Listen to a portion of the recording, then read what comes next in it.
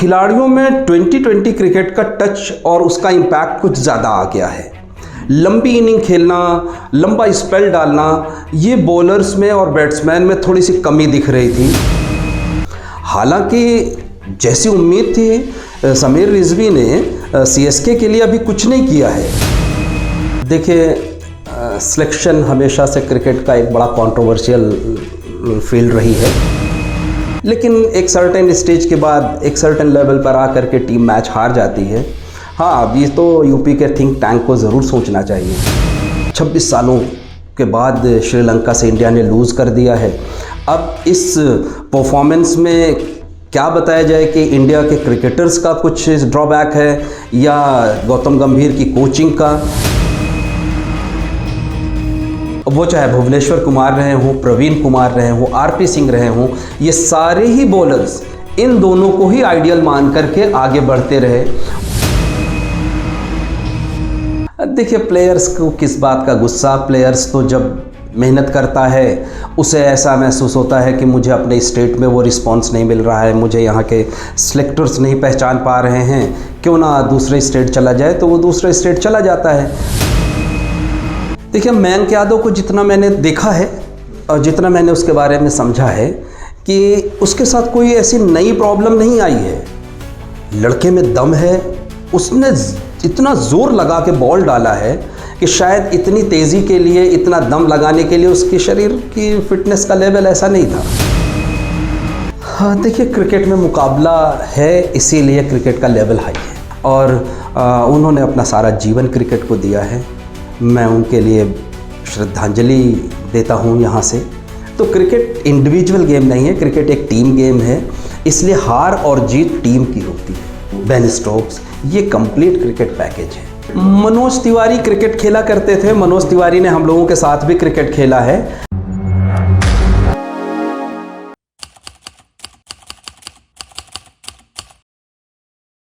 ना हो कमीज तो पांव से पेट ढक लेंगे।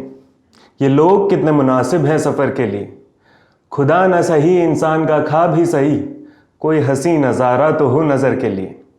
हंसी नज़ारा तब जब एक खिलाड़ी अपना एक नाम बनाता है और सबके हर्षोल्लास की एक बड़ी कहानी का नायक बनता है।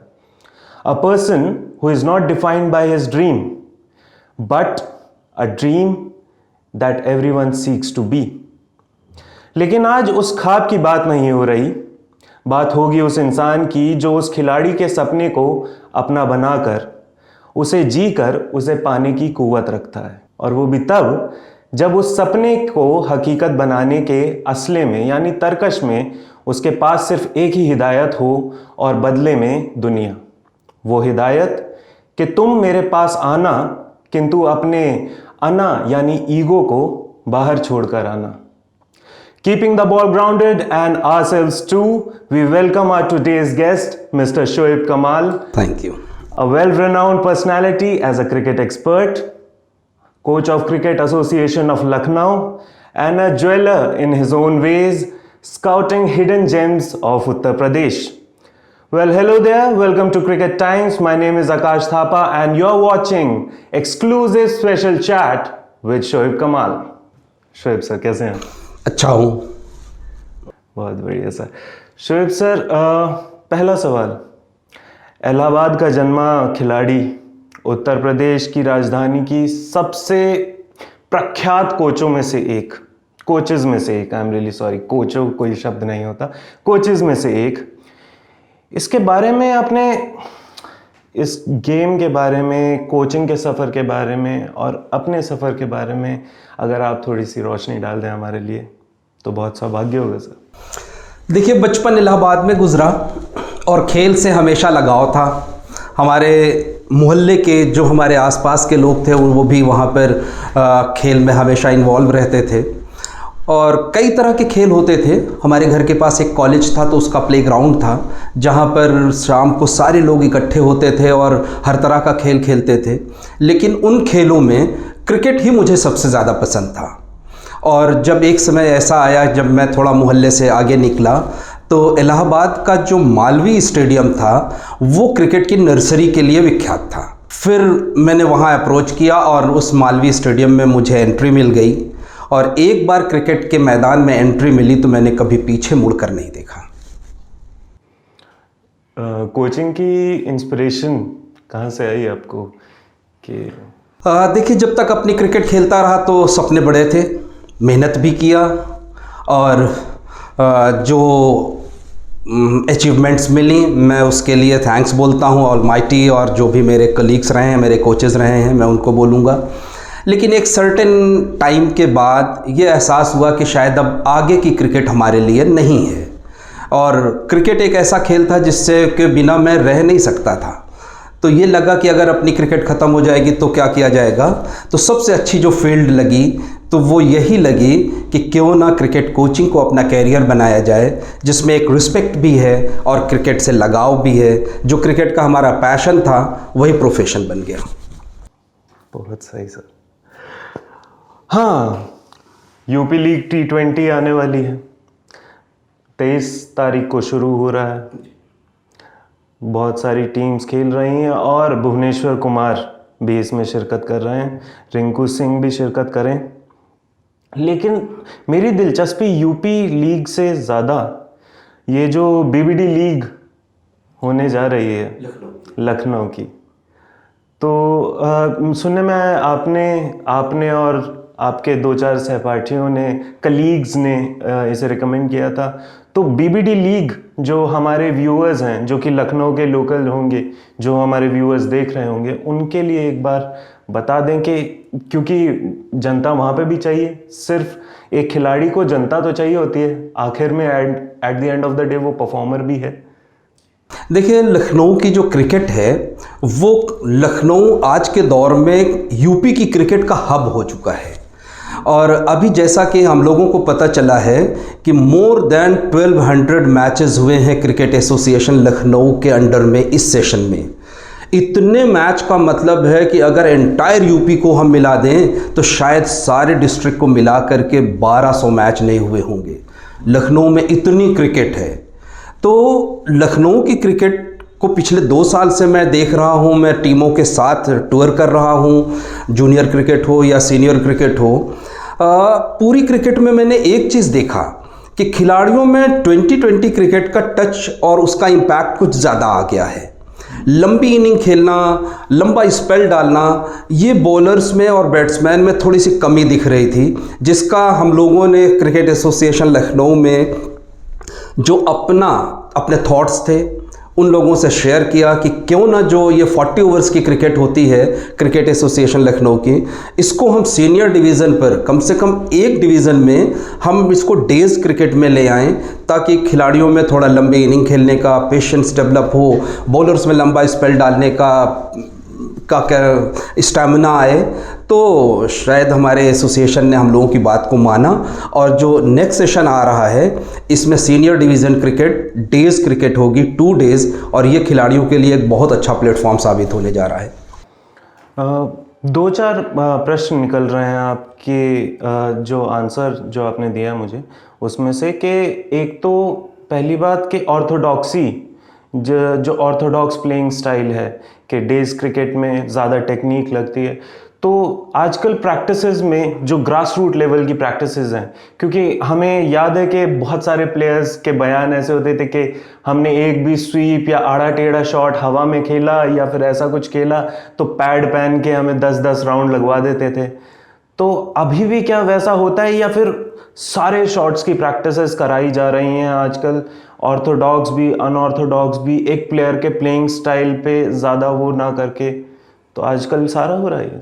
देखिए, एक अच्छा कोच जो होता है वो हमेशा खिलाड़ी के स्टाइल को, उसके गेम के अंदाज को समझता है। तो हर किसी का जो अपना एक तरीका होता है क्रिकेट खेलने का, वो बचपन में ही समझ में आ जाता है। लाइक अगर मैं आपको बोलूं कि कितना भी आप देख लीजिए, राहुल द्रविड़ और रहाणे जैसे खिलाड़ी थे, ये हमेशा ऑर्थोडॉक्स क्रिकेट ही खेलते रहे। वो चाहे टेस्ट क्रिकेट रहा हो या 2020 क्रिकेट, ये अपने आप को चेंज नहीं कर पाए।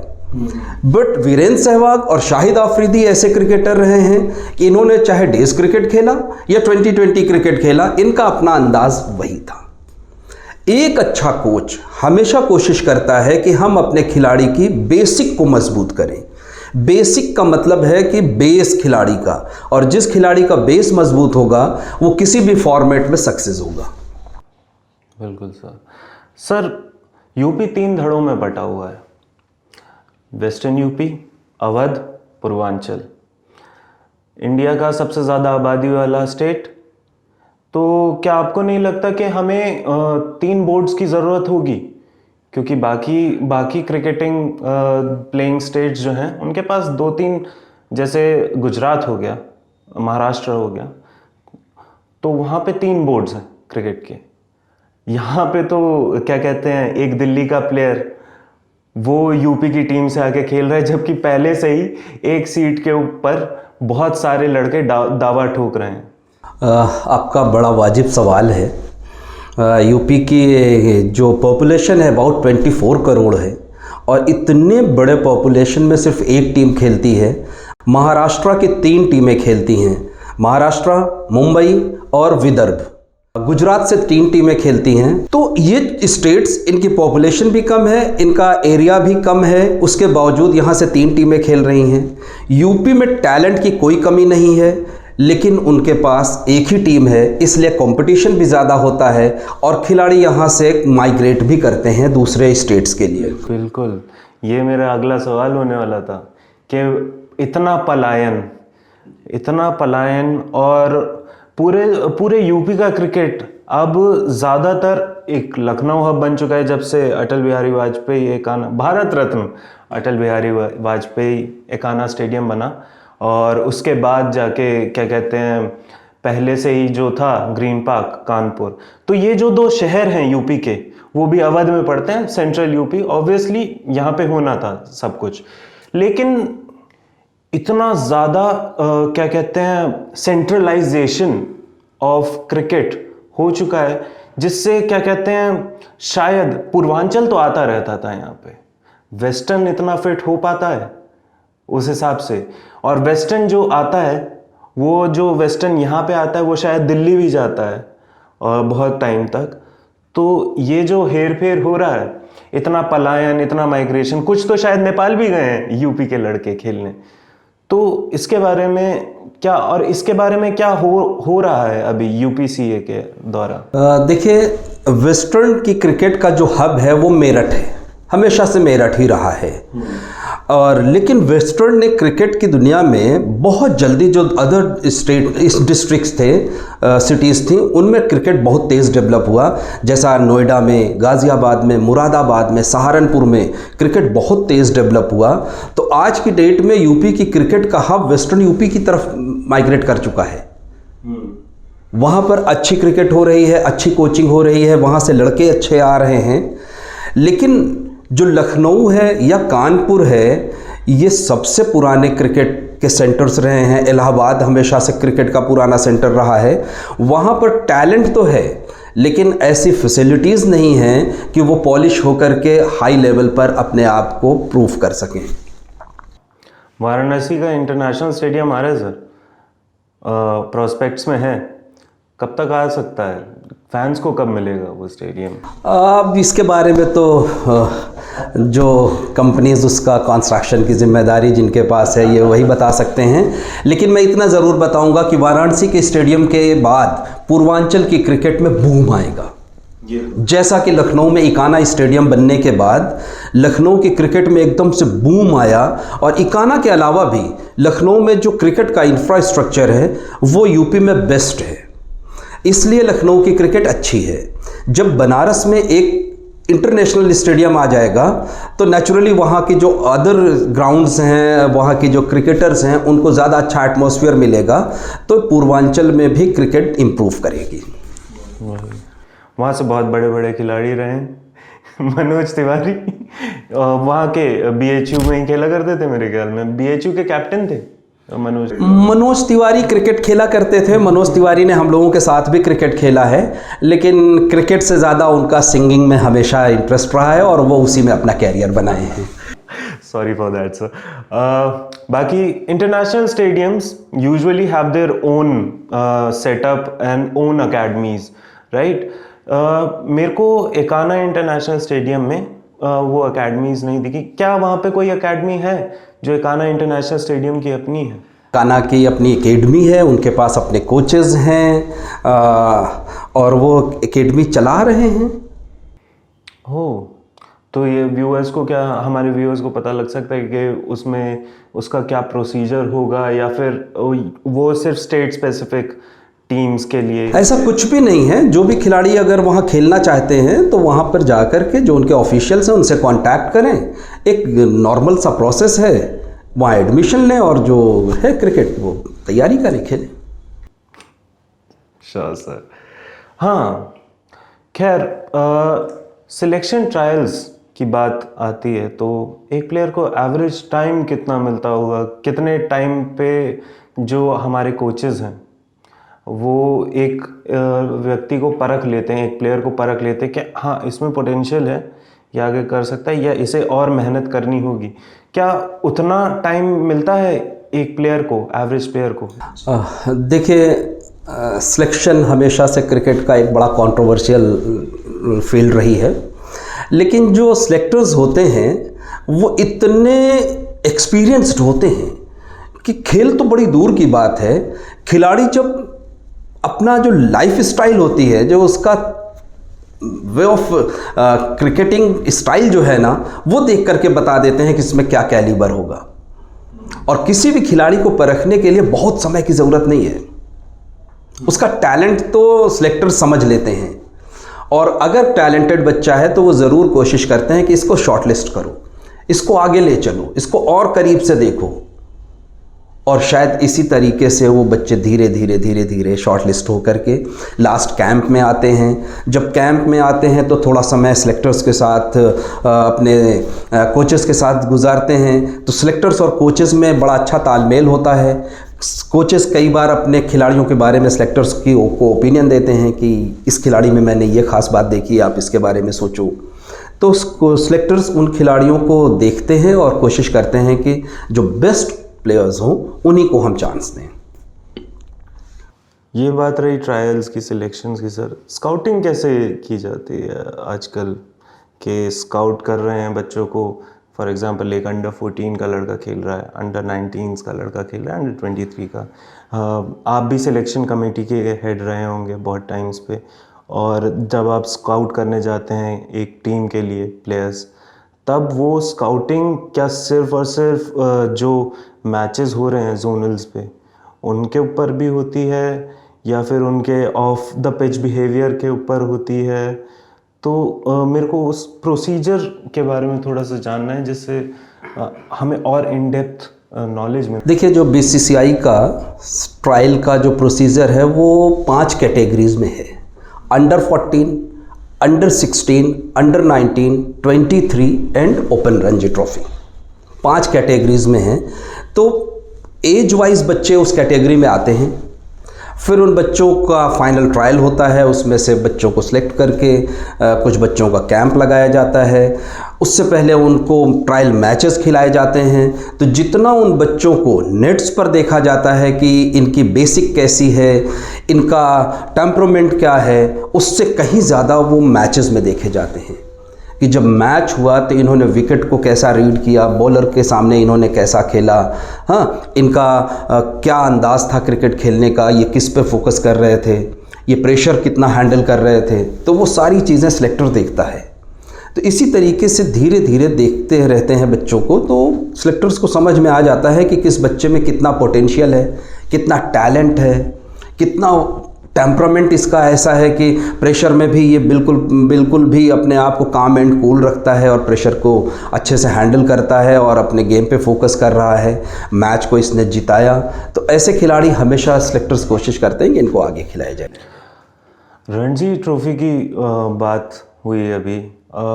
रणजी ट्रॉफी यूपी बहुत सालों से नहीं जीता है सर, और ये एज अ फैन मैं भी बोल सकता हूँ, क्योंकि दिल्ली भी बहुत समय से नहीं जीता है। तो यूपी इतने समय से रणजी ट्रॉफी नहीं जीता है, इसका ये कारण तो नहीं होगा कि हमारे पास टैलेंटेड पूल की कमी है, हमारे प्लेयर्स टैलेंटेड नहीं है? ऐसी कोई बात नहीं है, हमारे प्लेयर्स बाकायदा बहुत टैलेंटेड हैं, फिर भी रणजी ट्रॉफी में इतना ज़्यादा अच्छा परफॉर्म नहीं कर पा रही है यूपी की टीम, जबकि हमें ट्रॉफी लेनी चाहिए क्योंकि हमारे पास we have a bigger pool to choose from, we can pick any fruit for our salad. तो ऐसा क्यों नहीं हो पा रहा है सर? देखिए, रणजी ट्रॉफी में पिछले कुछ सालों में यूपी का परफॉर्मेंस अच्छा रहा है। हाँ, ये मैं ज़रूर मानता हूँ कि मुंबई, कर्नाटका या दिल्ली जितना बार चैम्पियनशिप उनके पास है उतना यूपी के पास नहीं है। यूपी सिर्फ एक बार की रणजी ट्रॉफी चैम्पियन है। फाइनल इन्होंने 2 या 3 बार खेला है, एग्जैक्टली तो मैं नहीं बता पाऊँगा, लेकिन 2 बार का फाइनल तो मुझे पता है, और दोनों ही बार कर्नाटका के साथ खेला था। वो कर्नाटक के साथ ये फाइनल लूज़ कर गए थे, बट मोहम्मद कैफ की कप्तानी में यूपी ने वो चैंपियनशिप जीता था। उसके बाद टीम में ऐसी कोई कमी नहीं रही कि टीम चैंपियन ना हो सके, लेकिन एक सर्टेन स्टेज के बाद एक सर्टेन लेवल पर आकर के टीम मैच हार जाती है। हाँ, अब ये तो यूपी के थिंक टैंक को ज़रूर सोचना चाहिए। और अभी भारत ने फ़िलहाल में गौतम गंभीर को हेड कोच अनाउंस किया। आपको क्या लगता है कि आगे जाके भारत के पास और ट्रॉफीज आ सकती हैं? Gautam Gambhir as a coach, if you can give your opinion on it sir। देखिए, गौतम गंभीर बड़े खिलाड़ी रहे हैं, इंडिया को बहुत जिताया है, बहुत क्रिकेट खेली है, और जहाँ तक उनकी कोचिंग की बात है तो आईपीएल में उन्होंने कोलकाता नाइट राइडर्स को भी चैंपियन बनाया है, और एलएसजी के लिए भी उनकी कोचिंग, उनका परफॉर्मेंस अच्छा रहा है। अब इंडियन टीम का जो भी रहा है, थोड़ा सा अभी टाइम पीछे थोड़ा सा ज़रूर मुझे ऐसा लगता है कि 2020 के बाद 26 सालों के बाद श्रीलंका से इंडिया ने लूज़ कर दिया है। अब इस परफॉर्मेंस में क्या बताया जाए कि इंडिया के क्रिकेटर्स का कुछ ड्रॉबैक है या गौतम गंभीर की कोचिंग का, ये तो इतनी जल्दी नहीं, थोड़ा सा समय लगेगा कि उनकी कोचिंग में टीम क्या करती है। फास्ट बॉलर्स के बारे में कहा जाता था यूपी के कि ये हमारे यूपी के फास्ट बॉलर्स सीधी बॉल नहीं डालना जानते हैं, उनकी हमेशा लहरती है, बनाना स्विंगिंग बॉल्स आती हैं। तो ऐसा कल्चर डेवलप किसने किया है यहाँ पे? देखिए, जो यूपी की क्रिकेट को जितना मैंने देखा है, जितना मैंने जाना है, मुझे सबसे पहले एक नाम याद आता था, के शर्मा। के शर्मा एक ऐसे बॉलर थे जो यूपी की क्रिकेट के फास्टेस्ट बॉलर थे, लेकिन वो बहुत जल्दी ही यूपी से स्विच ओवर कर गए थे रेलवेज़ के लिए। लेकिन उसके बाद 2 बॉलर्स ऐसे यूपी की क्रिकेट के दोनों एंड को पकड़े हैं, और दोनों ही इलाहाबाद से थे, उबैद कमाल एंड आशीष विंस्टन जैदी, जिन्होंने यूपी की क्रिकेट के बेस को मजबूत किया। दोनों की स्विंग, दोनों के कंट्रोल का कोई जवाब नहीं था। और मैंने ऐसा देखा है कि कोई भी टीम होती थी, वो पूरे बैट्समैन रणजी ट्रॉफी मैच से पहले उन दोनों बॉलर्स के बारे में डिस्कस करते थे कि उन्हें कैसे हैंडल करना है। इतना खौफ था, ऐसे बॉलर्स थे। अनफॉर्चुनेटली उन्होंने रणजी ट्रॉफी का फाइनल खिलाया यूपी को, और एक साल तो ऐसा था कि उबैद कमाल यूपी में इंडिया में हाईएस्ट विकेट टेकर थे। उसके बाद भी इन दोनों खिलाड़ियों को इंडिया खेलने को नहीं मिला, लेकिन इन्होंने एक ऐसा बेस तैयार किया था जिसका एडवांटेज आगे आने वाली जो यूपी की जनरेशन थी, उन्होंने इसका एडवांटेज उठाया। वो चाहे भुवनेश्वर कुमार रहे हों, प्रवीण कुमार रहे हों, आरपी सिंह रहे हों, ये सारे ही बॉलर्स इन दोनों को ही आइडियल मान करके आगे बढ़ते रहे, और समय समय पर इन दोनों खिलाड़ियों ने उन लोगों को अपनी जो भी एक्सपीरियंस थे, जो भी उनके पास अपनी जो स्विंग और जो कंट्रोल था, उसके पीछे जो भी मास्टरी थी, सब इन बच्चों को सिखाया। आज इन लोगों ने यूपी की क्रिकेट को टॉप पर पहुंचाया है। खिलाड़ी गुस्सा होके पलायन कर रहे हैं सर यूपी से, इसी के बारे में अभी हमने थोड़ी देर पहले बात की। मोहम्मद शामी साहब गए थे मुरादाबाद से, एकदम से यूपी छोड़ के फिर वेस्ट बंगाल के लिए खेलने चले गए थे।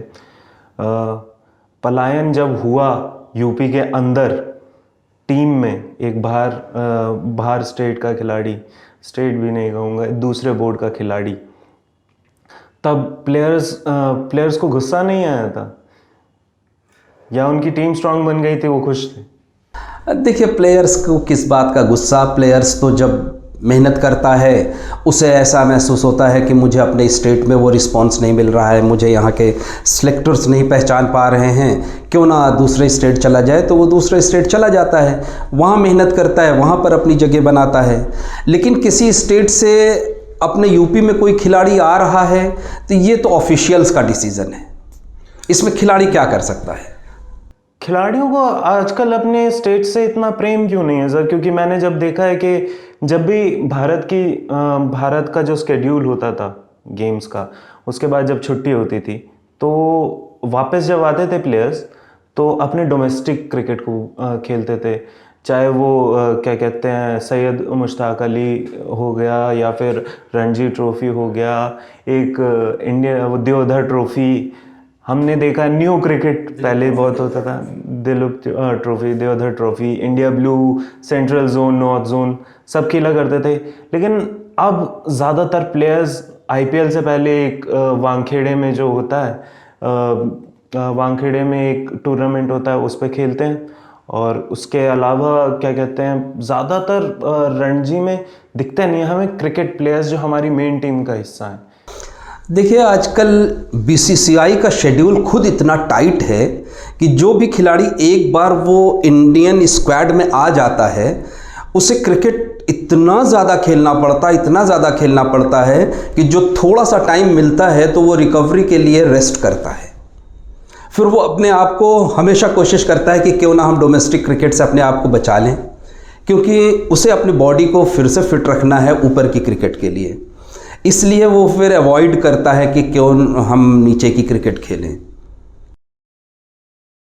जबकि मेरा अपना मानना है कि जैसा आपने कहा कि अपने स्टेट से क्यों इतना प्यार नहीं होता है, उन खिलाड़ियों को सर्विस देना चाहिए, अपने स्टेट को ऊपर ले जाने के लिए ज़रूर खेलना चाहिए।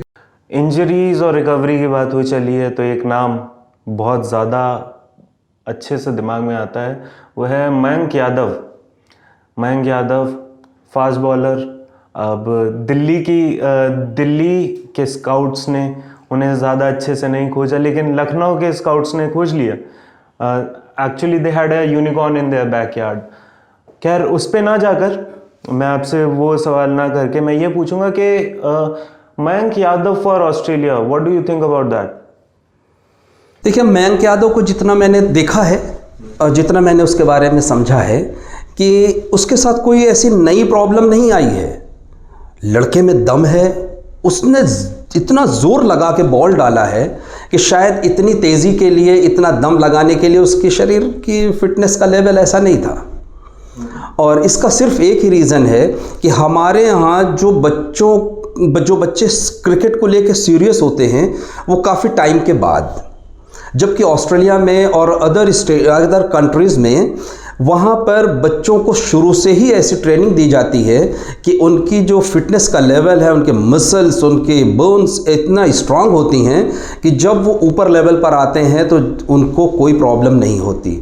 तो मयंक यादव ने भी मुझे लगता है काफ़ी देर से अपनी फ़िटनेस पर ध्यान दिया और ज़ोर लगा के बॉल डाला, इसलिए उसको फिटनेस की प्रॉब्लम आ रही है। तो क्या वो रेडी हैं ऑस्ट्रेलिया के लिए अभी इंटरनेशनल क्रिकेट के लिए? अगर फिट है तो बिल्कुल खिलाया जा सकता है, अगर फिट है तो बिल्कुल खिलाया जा सकता है उसको।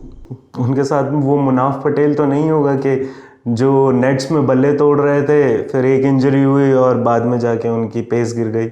अब ये तो टीम के साथ डॉक्टर्स हैं, फिजियोथेरेपिस्ट हैं, सारा स्टाफ है। ये तो खिलाड़ी के ऊपर उन्हें भी ध्यान रखना होगा कि हमारे खिलाड़ी को कैसे, अपने खिलाड़ी को फिट रखना है।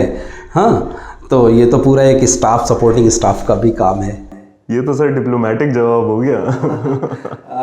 खिलाड़ी के ही फेवर में बोलना है। हाँ, हम तो खिलाड़ी हैं, हमेशा कोशिश करेंगे। ये बात तो रही। समीर रिजवी, यूपी का एक player. Sameer Rizvi's performance in IPL was exceptional. Do you really think that CSK has eyed a big star from UP? देखिए समीर रिजवी तो यूपी के लिए जूनियर क्रिकेट से ही खेल रहा था और हमेशा अच्छा किया था, लेकिन समीर रिजवी का नाम नेशनल लेवल पर पिछले साल यूपी T20 लीग से ही आया। जिस तरह से समीर रिजवी ने यूपी T20 लीग में खुल कर के बैटिंग किया, उसने सेंचुरीज लगाई। 2020 क्रिकेट में सेंचुरी मैटर्स, हाँ, उसने सेंचुरीज लगाई और सिंगल हैंडेड मैच जिताए। उसी बैटिंग को, उसी परफॉर्मेंस को देखते हुए सीएसके ने उसके पीछे इतनी बड़ी रकम लगाई। हालांकि जैसी उम्मीद थी, समीर रिजवी ने सीएसके के लिए अभी कुछ नहीं किया है, लेकिन एक नए लड़के के लिए ये पहला सेशन था। अब एक सेशन के बाद वो हो सकता है नई तैयारी के साथ, नए जोश के साथ अगले आईपीएल में आपको ये समीर रिजवी उसी अंदाज में दिखाई दे जैसा पिछले यूपी T20 में दिखा। एक ज्वालामुखी फटने। बेशक, बिल्कुल, मुझे पूरी उम्मीद है। बिल्कुल सर। आगे समीर रिजवी की जो फाइंडिंग है, जो उन्हें जहाँ से स्काउट किया गया, वो यूपी लीग T20 होने वाला है, और इस बार तो हमारे शहर लखनऊ में होने वाला है।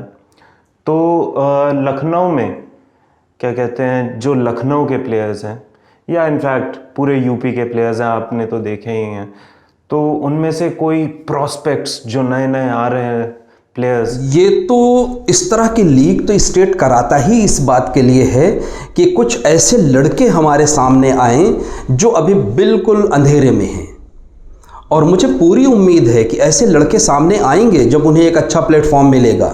मैं लखनऊ की ही बात करता हूँ। कृतज्ञ सिंह ऐसा खिलाड़ी है जो हो सकता है आपको अपने बैटिंग, बॉलिंग और फील्डिंग तीनों ही रोल में इम्प्रेस करे। बेहतरीन लेफ्ट आर्म स्पिनर है, लेफ्ट हैंड बैट्समैन है, उतना ही अच्छा फील्डर है। शौर्य सिंह, जिसे 16 लाख रुपए में खरीदा है, सबसे महंगा लखनऊ का जो खिलाड़ी बिका है शौर्य सिंह भी एक ऐसा खिलाड़ी है जो लेफ्ट हैंड बैट्समैन है और बेहतरीन फील्डर है, आपको इम्प्रेस करेगा। भुवनेश्वर कुमार के प्रतिनिधित्व में खेलने वाले हैं, तो होपफुली वो अच्छा करेंगे। यूपी लीग T20 से आगे बढ़ के हम बात करते हैं, जब नए प्लेयर्स आते हैं तो उनको ललचाने के लिए बहुत सारी चीज़ें की जाती हैं। स्पॉट फिक्सिंग एक बहुत ही बदनुमा दाग, जो कि एक क्रिकेट जैसे स्पोर्ट में लगता है। MS धोनी ने कहा था कि मैं किसी को मार नहीं सकता, मैं चोरी नहीं कर सकता, जो सबसे बड़ा गुनाह है, और वो गुनाह ये है जो मैं कर सकता हूँ, वो है स्पॉट फिक्सिंग, मैच फिक्सिंग।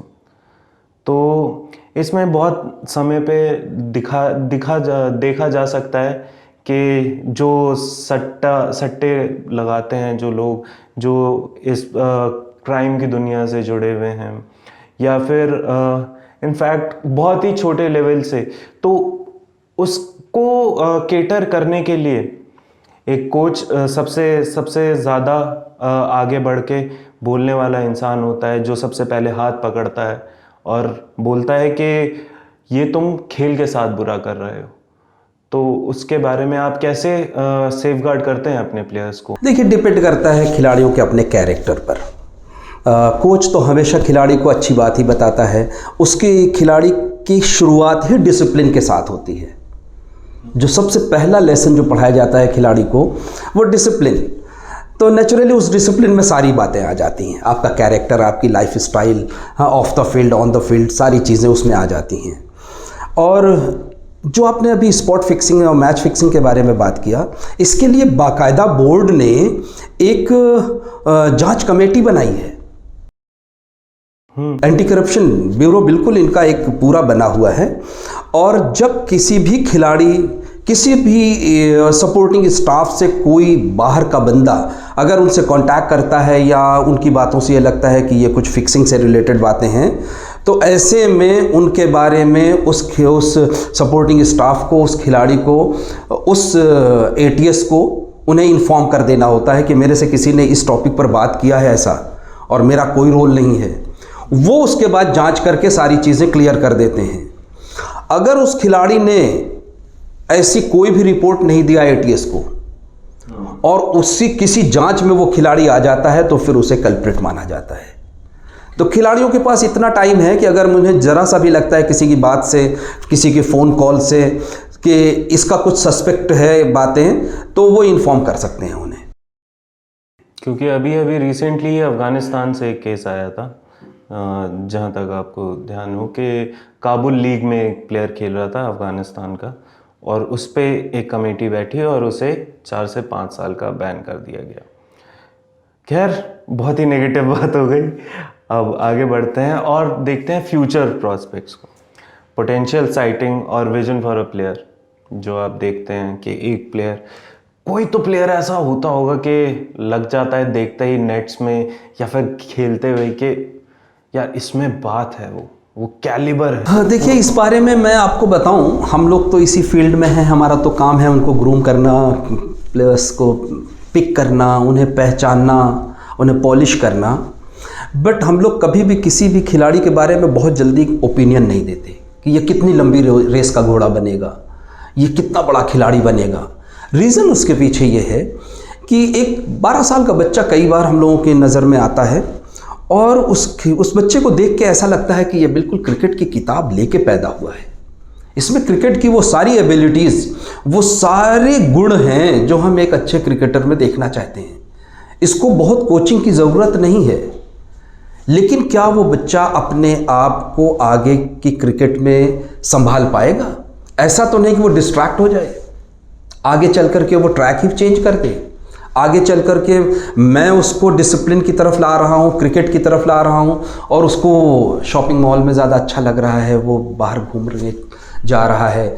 हाँ, फ्रेंड्स की बर्थडे पार्टीज़ है तो उसके लिए उसके पास टाइम है, बट क्रिकेट के लिए टाइम नहीं है। कोई और तो फिर तो ऐसा लगता है कि सारा टैलेंट होने के बाद भी ये बच्चा आगे खिलाड़ी नहीं बन पाएगा। So young under 14, under 19, under 16, under 23 और रणजी प्लेयर्स प्रोस्पेक्ट में आजकल अब क्या हमारा फ्यूचर ब्राइट है? विजन के हिसाब से जितने भी लड़के आप Lucknow cricket association of Lucknow से देखते हैं निकले हैं, वो रणजी प्रॉस्पेक्ट्स कितने ज़्यादा लग रहे हैं आपको? क्योंकि मुकाबला बहुत कड़ा है बाहर। देखिए, क्रिकेट में मुकाबला है, इसीलिए क्रिकेट का लेवल हाई है। अच्छा कंपटीशन होगा तो अच्छा मटेरियल हमें मिलेगा। और रही फ्यूचर प्रोस्पेक्ट्स की बात, तो बिल्कुल है, ऐसे खिलाड़ी हैं जो आगे चल के लखनऊ का नाम रोशन करेंगे, लखनऊ के साथ साथ अपने स्टेट का, अपने कंट्री का मेहनत कर रहे हैं, वो फोकस्ड हैं अपनी क्रिकेट पर। ऐसे खिलाड़ी बिल्कुल हैं लखनऊ में।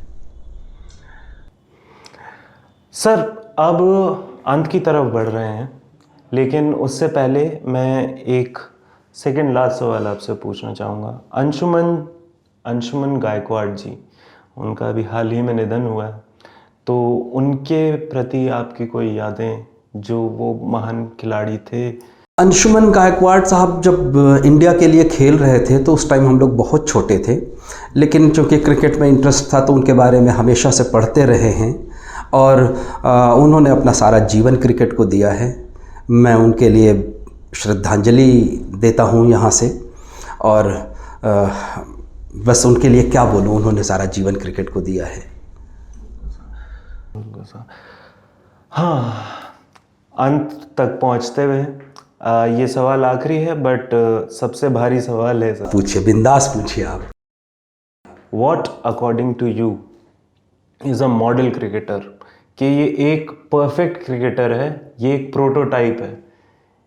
इसके आप कोई नाम ले सकते हैं, आप क्या कहते हैं, आप पूरा एक व्याख्या कर सकते हैं कि डिस्क्रिप्शन कि ये एक परफेक्ट प्लेयर है क्रिकेट का। इसके अलावा कोई ये कभी हार ही नहीं सकता। एक model cricketer, what according to you is a model cricketer? कि क्रिकेट इंडिविजुअल गेम तो है नहीं कि मैं किसी एक क्रिकेटर के बारे में बात करूं। क्रिकेट एक टीम गेम है। एक मैच विनर क्रिकेटर भी जिस टीम में होता है, कई बार वो टीम हार जाती है क्योंकि वो अकेला मैच नहीं जिता सकता। जैक स्कालिस इसके बाद, स्कालिस को आप देखिए, बैटिंग बॉलिंग कुछ भी रहा हो, बट साउथ अफ्रीका हारती थी। तो क्रिकेट इंडिविजुअल गेम नहीं है, क्रिकेट एक टीम गेम है, इसलिए हार और जीत टीम की होती है। एक खिलाड़ी तो हमेशा अपना बेस्ट देना चाहता है। सो एक मॉडल क्रिकेटर जो कि आपको लगता है ये कभी हार, मतलब देखिए, मॉडल क्रिकेटर का मतलब जो मेरे समझ में आ रहा है आपके हिसाब से, जिसको हम लोग बहुत बोलते हैं प्रोफेशनल क्रिकेटर। प्रोफेशनल का मतलब ये होता है कि उसको ये पता होता है कि हमें अपना बेस्ट कैसे देना है। और दूसरों का निकाल हमें अपना बेस्ट कैसे देना है। दूसरे के निकालने की जिम्मेदारी तो कैप्टन के ऊपर आ जाती है, कोच के ऊपर आ जाती है। बट सबसे पहली जिम्मेदारी एक खिलाड़ी की होती है कि मैं अपना बेस्ट कैसे टीम को दूं, मैं कैसे एक एग्जाम्पल सेट करूं। और रही एक मॉडल क्रिकेटर की बात, तो देखिए क्रिकेट में हर तरह का अपनी अपनी जिम्मेदारियां अलग हैं। एक बैट्समैन होता है, एक बॉलर होता है, एक ऑलराउंडर होता है। तो एक अगर बैट्समैन है तो उसके पास तो एक जिम्मेदारी है और सारा फोकस उसका उस पर होता है। एक बॉलर है, उसको पता है कि मुझे बॉल डालना है और उसे बॉल करना है, उसे बेस्ट अपना कैसे देना है, विकेट की क्या कंडीशन है, मुझे इस पर क्या फील्ड रखना चाहिए, मुझे कैसी बॉल डालना चाहिए, वो उसका अपना बेस्ट देना है, वो सोचता है। लेकिन जो एक ऑलराउंडर होता है ना, वही कंप्लीट मॉडल क्रिकेटर है, वही एक पैकेज है कंप्लीट क्रिकेट। जैसा अगर आप देखिए हार्दिक पांड्या को ले लीजिए, या आज की डेट में शिवम दुबे को ले लीजिए, रविंद्र जडेजा है, इयान बोथम और कपिल देव और अभी बेन स्टोक्स, ये कंप्लीट क्रिकेट पैकेज है। मॉडल क्रिकेटर हम इनको कह सकते हैं। Thank you so much Shoaib sir, यहाँ आने के लिए, अपना समय देने के लिए। And I would like to thank you on the behalf of cricket times for coming and spending your precious time with us, and we are really thankful and grateful कि आप आए और आपने हमें enlighten किया अपने क्या कहते हैं, अपने व्यूज़ से, अपनी नॉलेज से और इन डेप्थ जानकारियों से, जिसके बारे में हमें शायद कभी पता भी नहीं था। And well, that's a wrap for this week. If you like our content, please do like it, share it with your pals, comment your views, and please subscribe to Cricket Times and press the bell icon for more updates.